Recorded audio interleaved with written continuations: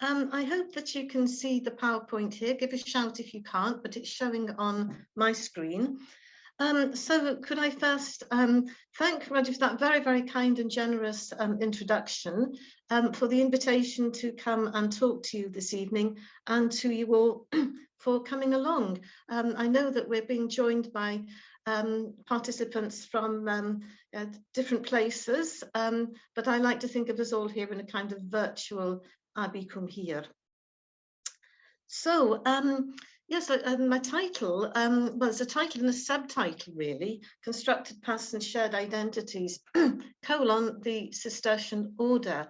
And I think I'll start first of all with a few words about the Cistercian Order, of which, of course, Abati cum hier was a part, because I think that little introduction will perhaps just explain that main title of Constructed Pasts and Shared Identities.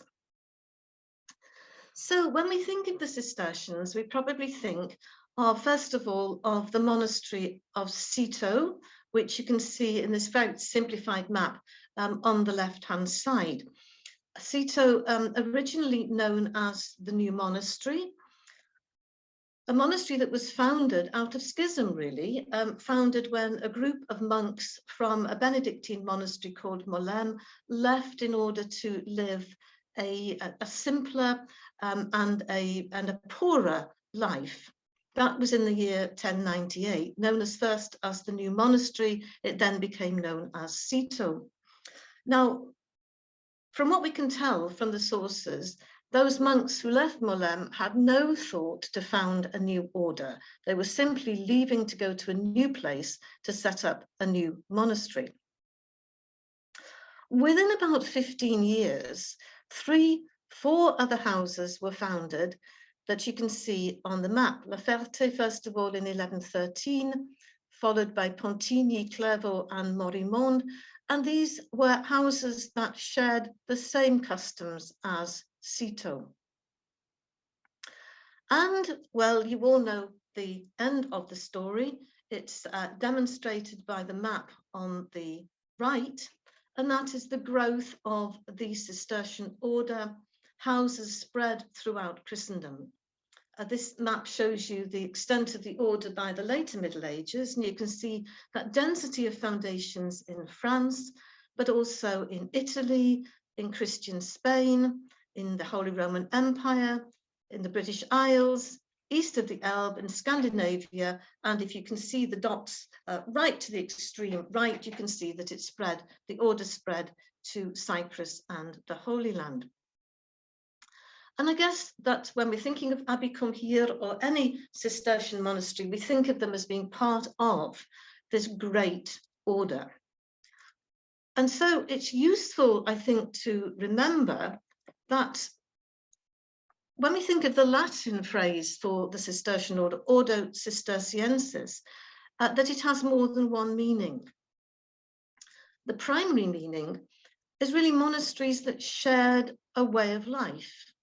So monasteries that shared with Citeaux values and customs. So that's its primary meaning. And it's really later that we get to this second meaning of the Cistercian order that we've just been looking at on that map. We still have monasteries with shared values and shared customs, but they're now slotted into an administrative structure. And we think of the Cistercian order as a great family tree, houses founded or colonized from existing houses, so daughter houses from mother houses. The Cistercian order as a great family tree, held together by the administrative structure, the mechanisms of the annual general chapter, attended by all abbots of the order, and by the annual visitation of a daughter house by a father abbot. And traditional Cistercian studies have really taken that top-down approach. They've thought about the general chapter, meeting annually at Citeaux, legislating for all areas of Cistercian life. And these ideas and these regulations were really cascaded down, trickled down from the centre, the general chapter, through the agency of abbots to the far reaches of the Cistercian Order, and they're enforced by the general chapter, but mostly by the visitation of each Cistercian house by the Father Abbot. Now that's the traditional top-down approach.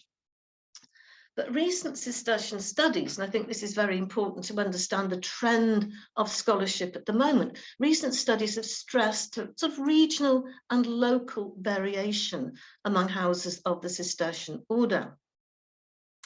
So houses like Abi Cumhir were affected, as well as by membership of the Cistercian Order, by their location, by their geography, by their cultural environment, perhaps their linguistic environment, and by their political situation. And I've always found it very useful to think of monasteries of whatever order as places with layered identities. And these layered identities sometimes lead to conflict. And just to illustrate that, I've shown you this in relation to Abi Cumhir. Now, Abi Cumhir is, as we know, a monastery belonging to the Cistercian Order. And in the chart on the left, I've tried to demonstrate this family tree that I was talking about. So, Abi Cumhir was a daughter house of Whitland. It drew its founding colony from Whitland, and the first abbot would have been a monk of Whitland. Whitland itself was a daughter house of Clairvaux in Burgundy. And Clairvaux, as we've just seen, was one of the earliest daughter houses of Citeaux. So to use that familiar language of the family, Cumhir is a daughter of Whitland, a granddaughter of Clairvaux, and a great-granddaughter of Citeaux.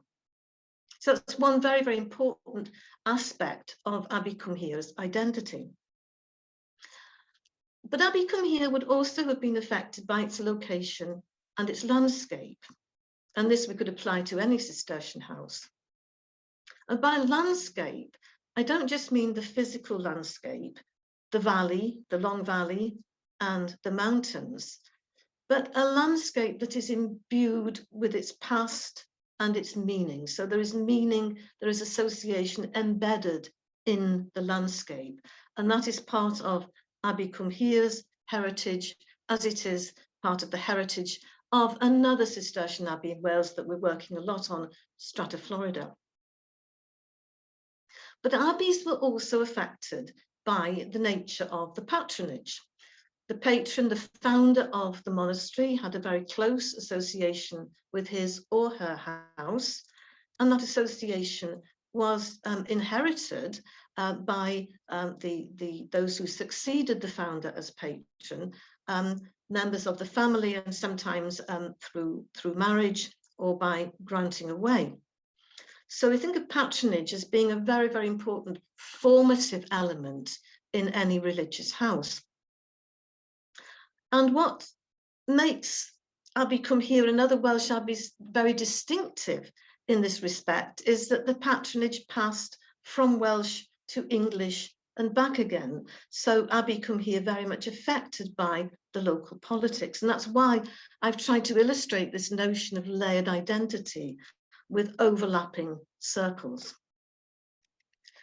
So how that relates to the main theme that I'm going to explore this evening is that I'd like to ask, in what ways did the Cistercians hold together and provide unity among this very, very dispersed congregation? How did they create an identity, and how did they share that identity and share their heritage? So I'd just like to offer a few ideas on that topic.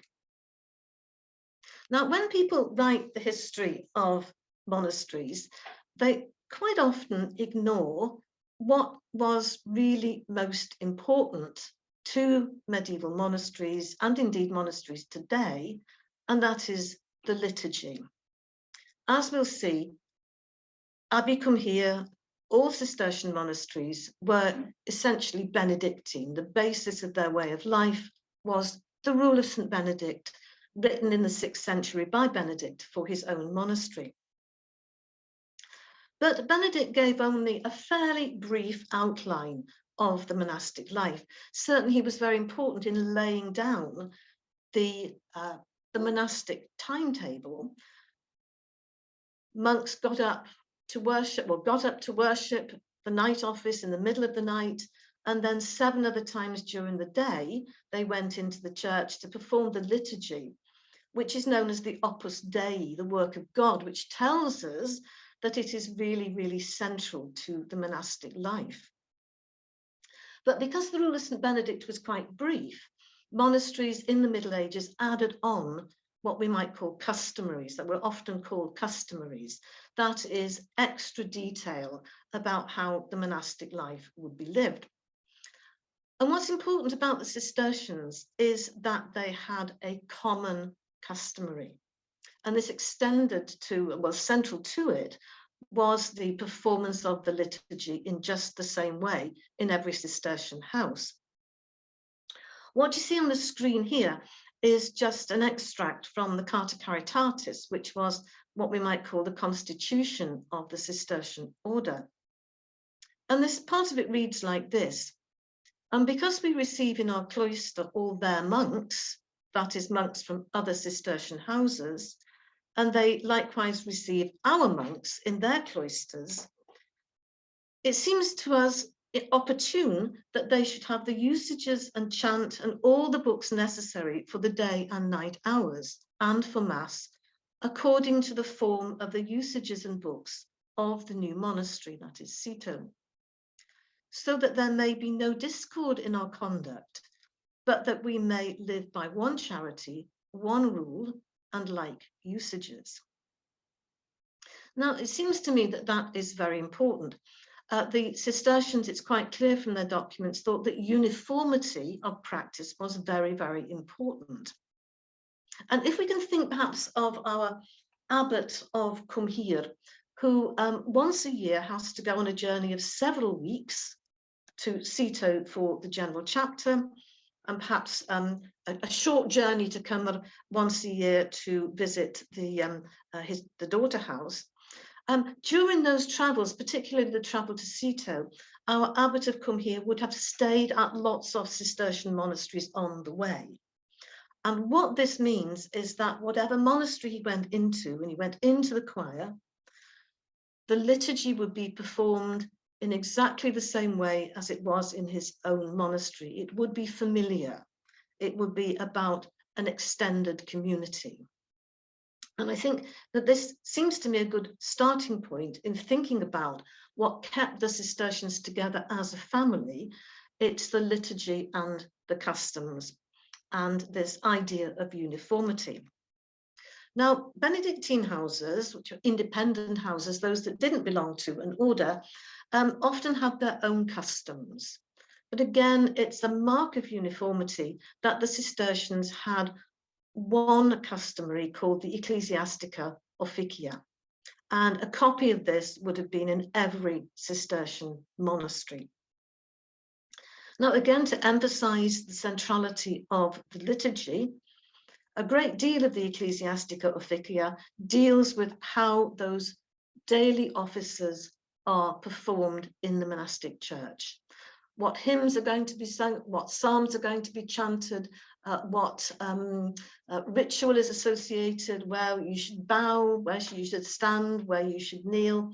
It deals with the offices day by day, week by week, throughout the liturgical year. So again, this is really reinforcing uniformity of practice. The Ecclesiastica Officia also deals with the duties of the abbot and other monastic officials. So it tells us exactly how the refectorian, the monk in charge of the refectory, the monk in charge of the infirmary, the monk in charge of the gatehouse, what their duties are and how they should be performed. It deals with issues of health and safety, and the level of detail is quite remarkable. It even deals with what you should do if a monk has a nosebleed during one of the offices. It deals with the rituals associated with sickness, with death and burial. And it deals with the reception of guests. The image here on the slide, as I hope you can see, is a photograph of those very famous late 12th century guest houses at Fountains Abbey in Yorkshire. Hospitality was a sacred duty for medieval monasteries, and the Cistercian Ecclesiastica Officia deals in detail with what happens from the very moment a man or woman knocked on the gate of the monastery asking for admission and hospitality. They will be taken in, and the way they are treated is heavily ritualized. So it is all in there. And this, just to emphasize, is a text that would have been used throughout the Cistercian world. Now I'd like to move on to a slightly different topic here, moving away from the liturgy to think about the importance of historical narratives.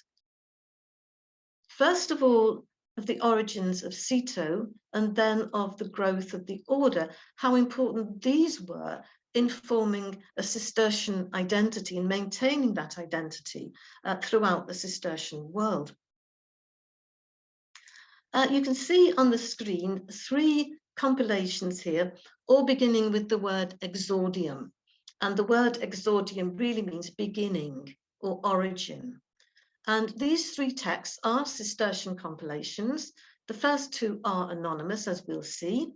The first one, the Exordium Parvum, is the little beginning or the little origin. Exordium Cistercii, the origin of Cito. And the Exordium Magnum, the great beginning.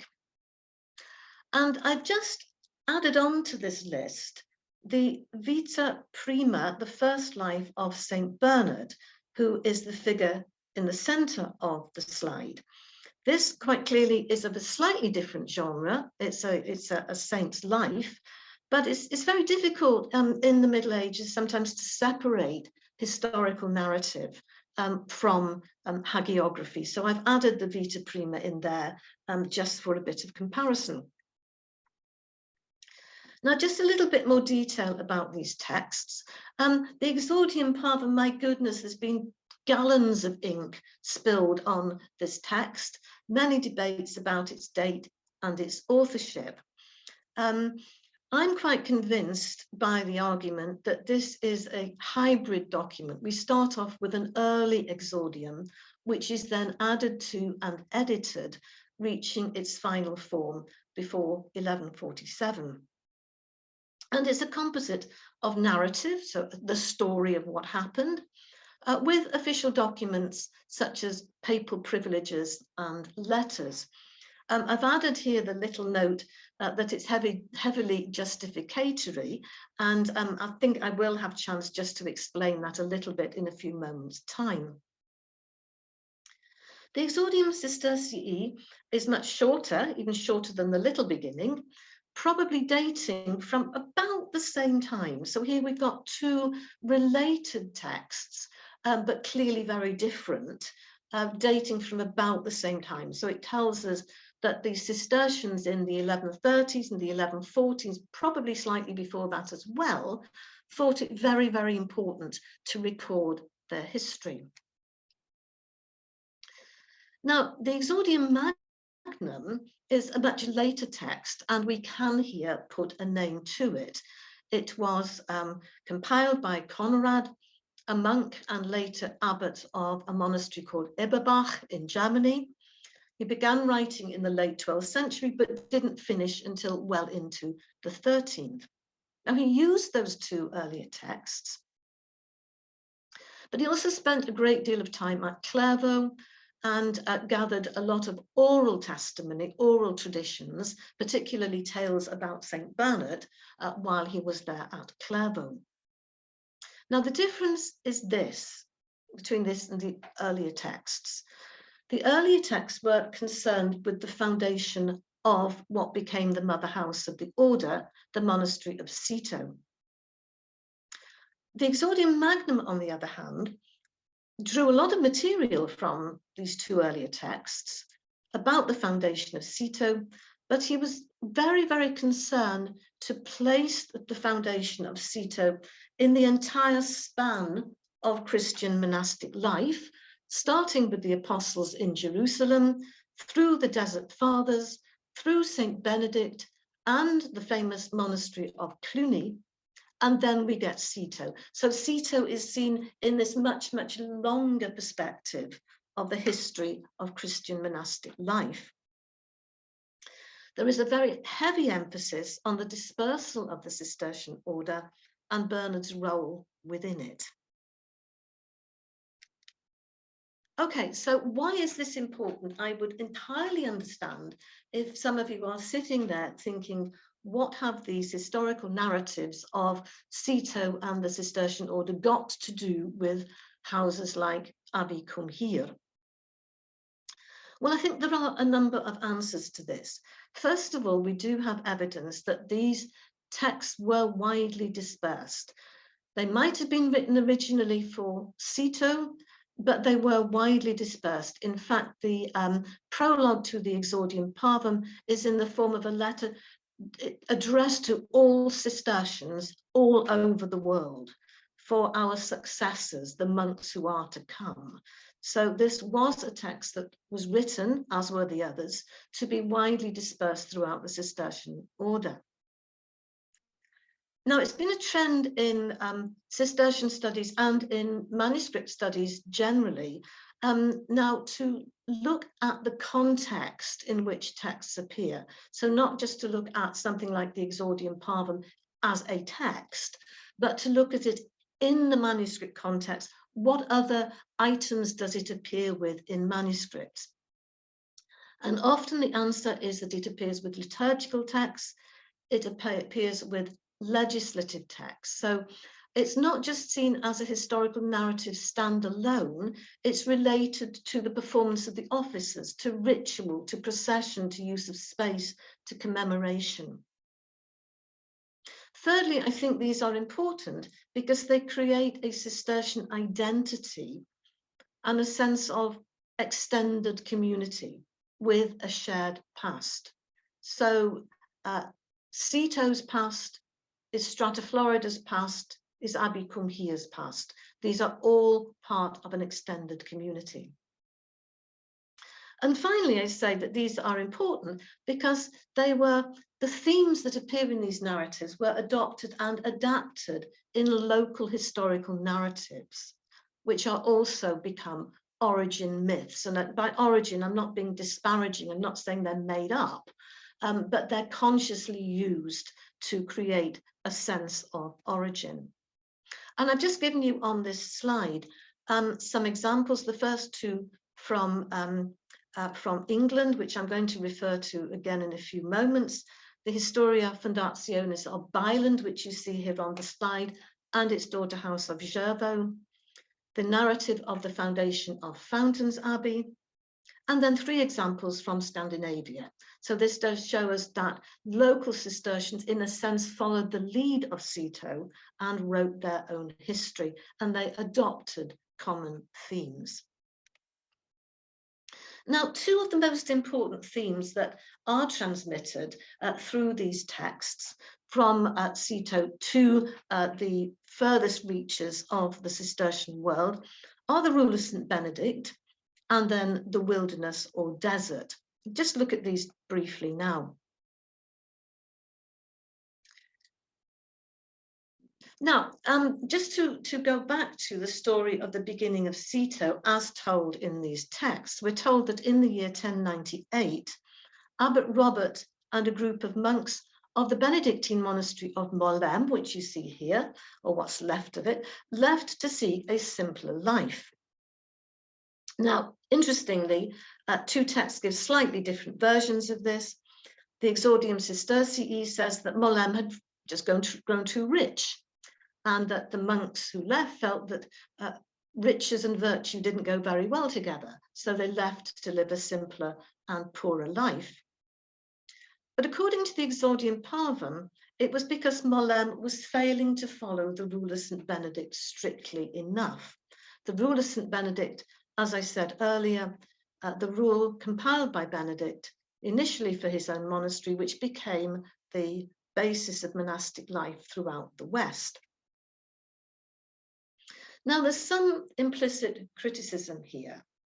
The rule of St. Benedict, very cleverly, I think, balanced the monastic day very, very carefully. There was the liturgy, the offices, the Opus Dei in the church, and round that, Benedict built in periods for manual labour and for what he called sacred reading. Now, the main monastic movement in the generation or the century before the Cistercians was the Cluniacs.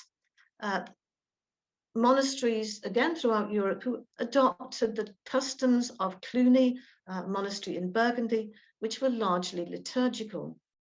On the right here, if you can see the tower with the roof on it, that's the only surviving bit of the medieval monastery. What you see now really dates from after the French Revolution. But the manuscript illumination on the left, I think, gives a very, very good picture of what Cluny was associated with. The phrase that's often applied to Cluny is it's monasticism in the beauty of holiness. There was a heavy emphasis on the liturgy. You see here Pope Urban II consecrating the new church at Cluny at about the time that Cito was being founded. And you can see it is glistening with gold.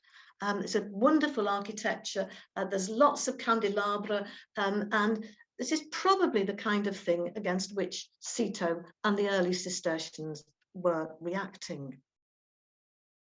If you read the Exordium Parvum, there is a very, very heavy emphasis on the rule of St. Benedict. I've taught modules on Cistercians for a long time now, and one thing I used to do with my undergraduates was to give them a photocopy of the rule of the Exordium Parvum and ask them to highlight every time the rule of St. Benedict was mentioned. And it was a good way of really making that point. I think one student wants that it's a bit obsessive, isn't it? But the text does really want to make the point that Cistercians are distinguished by their following of the rule of St. Benedict as it was written by Benedict, without the customs that had been developed by Cluny. Now, the other important theme, and it really, really is important, I think, for understanding sort of Cistercian self-identity, is this notion of the desert or the wilderness or solitude. Now, in one way, we can explain that by saying what the Cistercians are doing are going back to the origins of monastic life in the East, in Egypt and Palestine, in the 3rd and 4th centuries. The Greek word for desert is eremos, and that gives us the notions of desert, of solitude, of turning one's back on the city, the civitas of the Roman Empire. So from that period, from the 3rd century, men and women left these centers of civilization and they went into the desert to seek solitude. And that word eremos gives us two modern words: eremitical, a strand of monasticism which is associated with solitude, and of course the word hermit. So in one way, in using or developing the theme of desert, wilderness and solitude, the Cistercians are portraying themselves as part of this grand narrative of monasticism that goes back to the desert and the Desert Fathers.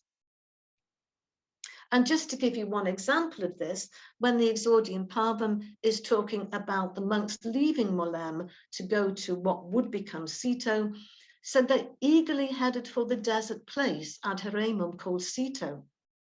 The place was rarely approached by men in those days because of the thickness of grove and thorn bush, and was inhabited only by wild beasts. So I'd just like you to kind of keep in your mind the idea of desert place, the inaccessibility and the wild beasts.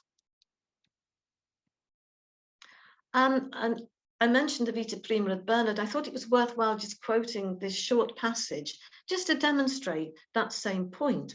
It's an account of a visit by a man called William of Saint-Thierry to Clairvaux under Abbot Bernard.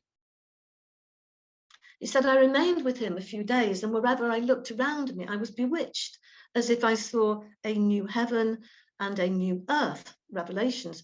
But then this is the important one, tracing the ancient ways of our fathers, the Egyptian monks, and in them the blossoming footprints of men of our time. Now, I think we can go further back than the Desert Fathers, because the wilderness is important in the Bible. It's important as the location of the temptation of Christ. Just taking a little quotation here from this one from the Gospel of Mark. He was in the wilderness. The Spirit sent him out, this is Jesus, into the wilderness, and he was in the wilderness 40 days being tempted by Satan. He was with the wild animals, and angels attended him. But we can go back further still to the Old Testament. The Exordium Cistercii has this, a slight variation on the monks of Malem reaching Cito. They arrived at Cito at that time, a place of horror and vast solitude. Locum tunc auroris et vastae solitudinis. And that comes from Deuteronomy 32:10. Various translations, but he found him in a desert place, in a place of horror and howling waste. There's various translations have been offered. And the context is Deuteronomy, a series of addresses given by Moses to the people of Israel in the land of Moab, where they had stopped during their journey through the wilderness to the promised land. So the desert is about a threatening landscape which brings temptation. Both the threatening landscape and the temptation have to be overcome.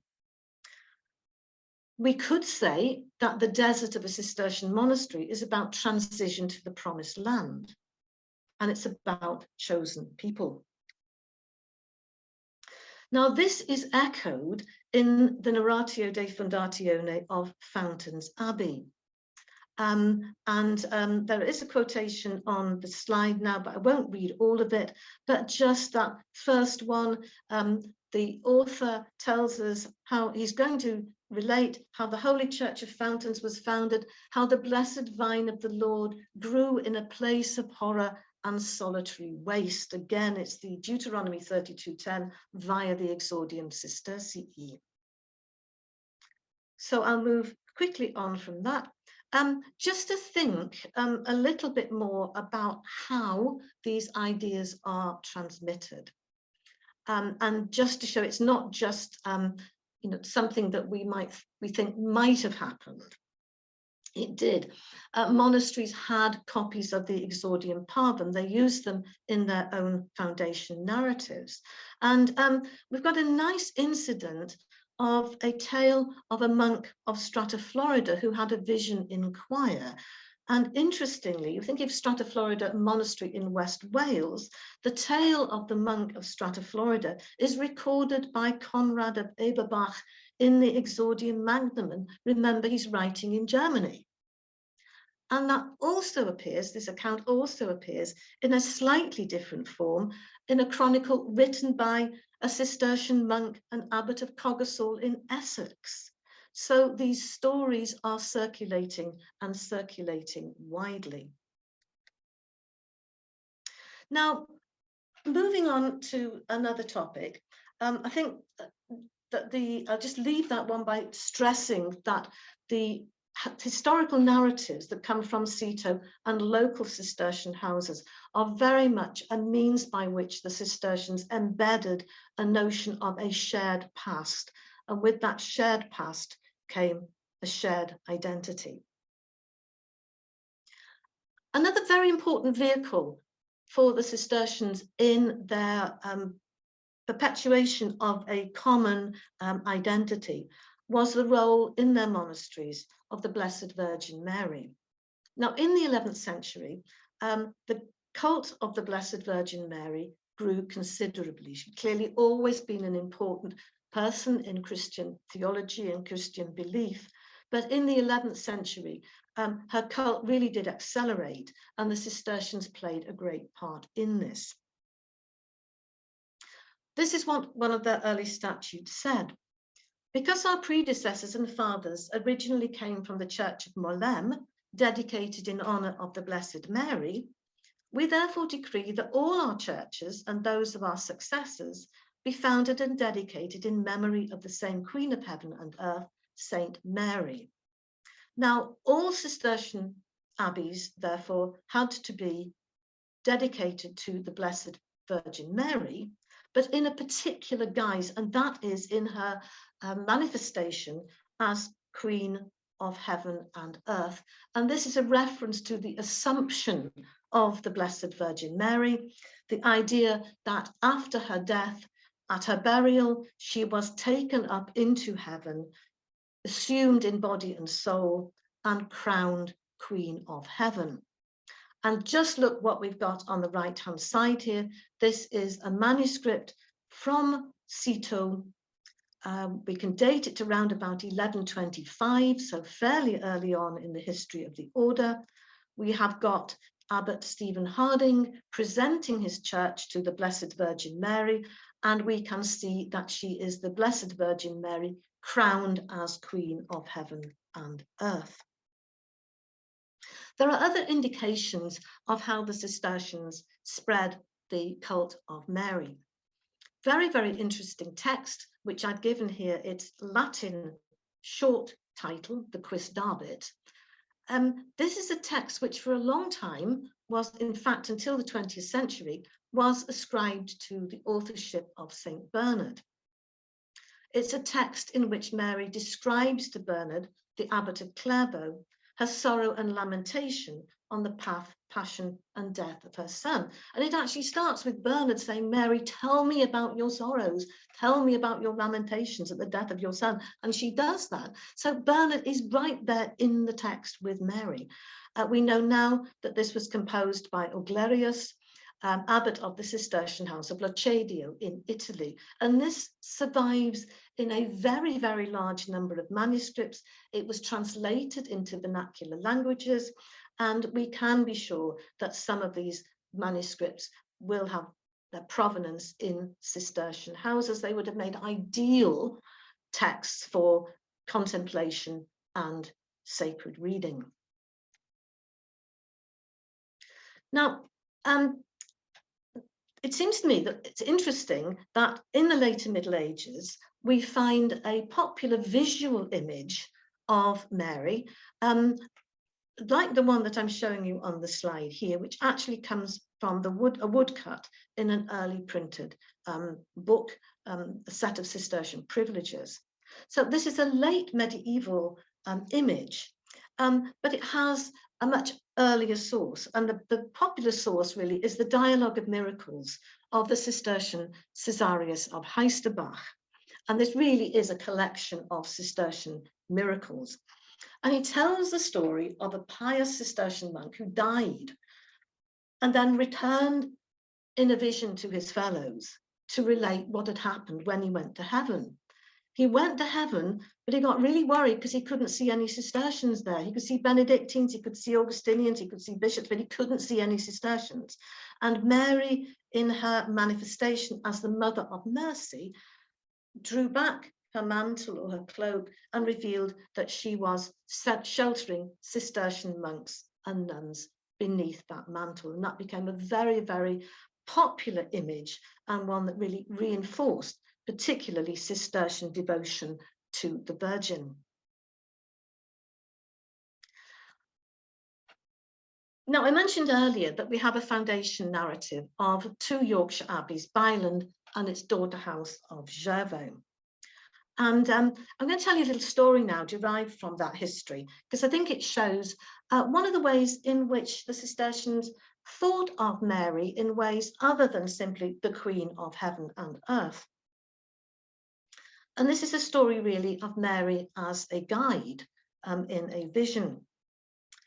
So Abbot John, monk of Byland, and fellow monks sent out from Byland to occupy a new site at Jervaux. And they had to spend a couple of nights on the road. And the first night on the road, they rested, and Abbot John had a vision of the cloister at Byland, which I'm showing you here on the slide. And in his vision, a beautiful woman was standing in the middle of the cloister, holding a fair child by the hand. And the child plucked a branch from a tree growing there in the center of the cloister. And we do know that trees and flowers were grown in Cistercian cloisters. Well, John woke up in the morning, gathered his monks together and set off, and they got lost in a wilderness. The mother and child appeared again, and John actually addresses the woman and said, "What are you doing in this wilderness?" We might just say desert, wilderness, desert. In fact, her reply is that she's often in desert places. And then she just adds that she's just visited Byland and Rievaulx, two other Yorkshire abbeys. The boy leads the way, holding the branch that he had plucked from the tree in the cloister. And small white birds appeared and nestled in the branch, singing the canticle, "Bless ye the Lord." And you can probably guess what happens next. They come to a dreadful, uncultivated place. The boy drives the branch into the ground and a tree appears, and it's a tree under which the monks can shelter for one night. And by the morning, it's clear which path they should follow to find the site of their new monastery. Now, one reason I really like this story, it's a familiar motif. It's one of divine guidance. And you find this in lots of different monastic foundation narratives. But what I particularly like about it is the homeliness of Mary. She's saying, yes, I am in this desert place, but I've just been visiting my friends at these two other Cistercian abbeys to see how they're getting on. And this is rather reminiscent of the Mary in the Exordium Magnum, who often appears drifting through the church at Clairvaux during the night office, perhaps tapping a sleepy monk on the shoulder to keep him awake. Or indeed, when the monks are out in the field at the height of the summer, gathering in the harvest, she appears and wipes the perspiration from their brows. She's very much written into the everyday life of Cistercian monasteries. Marian iconography appears on seals. What we see here, and I'm sorry that's not a very good image, but it's an Eastern European, I think, seal here, where we can see that Mother of Mercy again, the Virgin sheltering Cistercians under her cloak. We get the iconography of the Annunciation, or the Virgin and Child. In the 14th century, the Pope Benedict decreed that all Cistercian houses should have an image of the Virgin. Very many of them did already, but this became a mark of the identity of the order. And we do find the iconography of the Virgin architecturally in Cistercian houses. I'm very grateful to someone that Roger mentioned earlier, my friend Michael Carter from English Heritage, who supplied me with these two images from Fountains on the left and Rievaulx to the right. You can see these are both sculptures of the Annunciation to the Virgin Mary. You see the Angel Gabriel on the left, the Virgin on the right, and the lily in the wine pot between them. You can see that the one at Rievaulx is over a doorway, and that's the doorway to the abbot's lodgings. So, and often common to have a statue of Mary at the west end of Cistercian houses, Cistercian churches. So as you entered the church, you would look up and see a niche with a statue of the Virgin. These are 15th century, but from the 16th century here, the 15th century again, the alabasters from Fountains Abbey. The Nativity of the Virgin on the right, the coronation of the Virgin there in the center, She is seated on a throne and God is placing the crown on her head. And then on the left, this is the Assumption, Mary in her coffin, actually, surrounded by angels who bear her up to heaven. Well, clearly what's happened now is that my slides have run out, and so too, I think, has my time. I've tried to keep this down to about 45 minutes.